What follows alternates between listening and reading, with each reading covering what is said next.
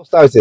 এই ভাষাক আমি তীব্ৰ ভাষাৰে নিন্দা কৰিছো। আমি কেতিয়াও আমাৰ কজামুখী মানুহখিনি আমি উচ্ছেদ হ'বলৈ নিদিওঁ, ভূমিপুত্ৰসকলক আমি উচ্ছেদ হ'বলৈ নিদিওঁ। ব্ৰিটিছ চৰকাৰ আৰু অসম চৰকাৰে প্ৰৰচনামূলকভাৱে হঠকাৰী সিদ্ধান্ত লৈ আজি আমাৰ এই খিলঞ্জীয়া ভূমিপুত্ৰ নিৰীহ কৃষিজীৱী ৰাইজক আজি ইয়াৰ পৰা আঁতৰাব খুজিছে। তেওঁলোকে কি চিন্তা চৰ্চা কৰিছে? তেওঁলোকে খিলঞ্জীয়াক স্বাৰ্থত না খিলঞ্জীয়া বিৰোধী চৰকাৰ?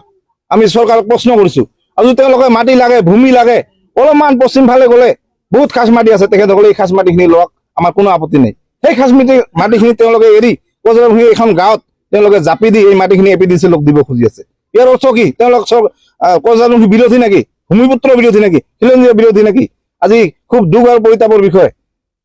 খিলঞ্জীয়াৰ স্বাৰ্থৰ ঢাক ঢোল বজাই অহা চৰকাৰখনে আজি যে খিলঞ্জীয়াক এইভাৱে ক্ষতিগ্ৰস্ত কৰিব বিচাৰিছে, উচ্ছেদ কৰিব বিচাৰিছে, আমি এইখন চৰকাৰক ধিক্কাৰ দিছো।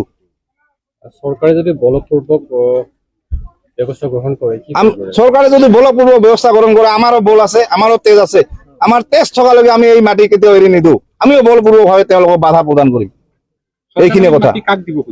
চৰকাৰে মাটিখিনি চৰকাৰে নিব খুজি আছে, চৰকাৰৰ APDCL বিভাগক দিব খুজি আছে। ইয়াত বহুত খাজ মাটি আছে, তেখেতসকলে ভালদৰে চালে হ'ল। 300 মিটাৰ মান আঁতৰত গ'লে তেওঁলোকে খাজ মাটি আছে, এইখিনি ল'ব পাৰে। কিন্তু তেওঁলোকে এইখিনি কৰা নাই। তেওঁলোকে জাপি দিছে আমাৰ এই গাঁওখনক, সম্পূৰ্ণ এই বছালগুৰি মালগাঁও এই গাঁওখনক জাপি দিছে। হয়, ইয়াত প্ৰায় আজি 21টা, 2টা নন BTCৰ ফেমিলি পৰিছে আৰু 19টা আমাৰ BTC ফেমিলি ইয়াত অন্তৰ্ভুক্ত হৈছে। কিন্তু আজি তেওঁলোকে 19টাহে কৈছে, কিন্তু কালি তেওঁলোকে আৰু ক'ব 500টা, পৰহি তেওঁলোকে আহি ক'ব 1000 ফেমিলি। এনেকে তেওঁলোকে আমাক আঁতৰাব খুজিছে। এই কথাত আমি তীব্ৰ বিৰোধিতা কৰিছো। ইয়াক আমি কেতিয়াও হ'বলৈ নিদিওঁ। সেইখিনি আমি এতিয়ালৈকে গম পোৱা নাই আদানী নাকি। আমি জানো যে আদানীৰ মাটিখিনি সম্পূৰ্ণ হৈছে, এইখিনি APDCLত কিবা কৰিব নেকি তেওঁলোকে। ৰাইজে পুৰা অটল আছে। আমি যুগ যুগ ধৰি, বছৰ বছৰ ধৰি ইয়াত বসবাস কৰি আছো। ঘৰ, মাটি, ভেটি, মন্দিৰ আমি সাজিছো, নামঘৰ সাজিছো। হঠাৎ আমাক নতুন ঠাইত দিলে আমি কেনেকে তাত জীৱন নিৰ্বাহ কৰিম? আমাৰ জীৱিকা কি হ'ব? সম্পূৰ্ণ জীৱ বৈচিত্ৰ্য সম্পূৰ্ণ আমাৰ সলনি হ'ব জীৱন নিৰ্বাহ কৰাত। গতিকে আমি ইয়াৰ পৰা ক'তো নাযাওঁ, আমাৰ মানুহ ইয়াৰ পৰা ক'তো নাযায়। এইখিনি আমাৰ অটল সিদ্ধান্ত।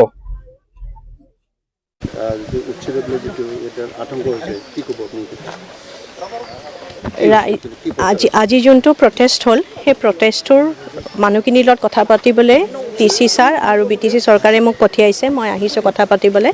পাব্লিকক বুজাই দিছোঁ যে আমাৰ ছাৰ্ভে এটা হৈছে, কিন্তু তেওঁলোক যিহেতু শংকিত হৈছে আৰু তেওঁলোকে দুটামান ৰিকুৱেষ্ট ৰাখিছে যে ছাৰ্ভেটো ভালকৈ কৰাৰ আগতে তেওঁলোকৰ পাৰ্টটো, এনেইতো আমাৰ অলপ আধাখিনি ছাৰ্ভে পূৰাই হৈছে, তেওঁলোকৰ পাৰ্টটো ছাৰ্ভেখিনি কৰাৰ আগতে তেওঁলোকক যাতে আমি এটা খবৰ দি আহোঁ। আৰু লগতে তেওঁলোকে ৰিকুৱেষ্ট কৰিছে যে তেওঁলোকৰ স্থানীয় MLA আৰু MCLA ছাৰ সকলকো যাতে আমি আনো। মই সেই কথাটো মানি লৈছোঁ। আৰু এতিয়া ফিল্ডৰ পৰা গৈ মই আমাৰ ওপৰৰ ছিনিয়ৰসকলক আমি জনাম পাব্লিকে কিখিনি বিচাৰিছে। মই পাব্লিকক এটাই ৰিকুৱেষ্ট কৰিম যে আতংকিত হ'ব নালাগে। তেওঁলোকৰ আমি ক্ষতি কৰা আমাৰ একো উদ্দেশ্য নহয়, কিন্তু চৰকাৰী যোনটো নিয়ম আছে আমি নিয়ম অনুযায়ী আমি কামখিনি কৰি যাম। নহয়, এতিয়া চাওক, আমাৰ এতিয়া ছাৰ্ভেটো চলি আছে। তেওঁলোকৰ পাৰ্টৰ আমি এতিয়ালৈকে তেওঁলোকক সন্মান কৰি তেওঁলোকৰ কিমান ঘৰ মানুহ যাব, কিমানখিনি মাটি যাব, আমি এতিয়ালৈকে ছাৰ্ভেটো কৰা নাই। সেইটো পাব্লিকে ৰিকুৱেষ্ট কৰিছে যে অলপ দিনৰ পাছত ছাৰ্ভেটো হওক। আৰু ঠিক আছে, আমি মানি লৈছোঁ। তেওঁলোকক মনত দুখ দি বা কষ্ট দিটো আমি একো কাম কৰিব নিবিচাৰোঁ।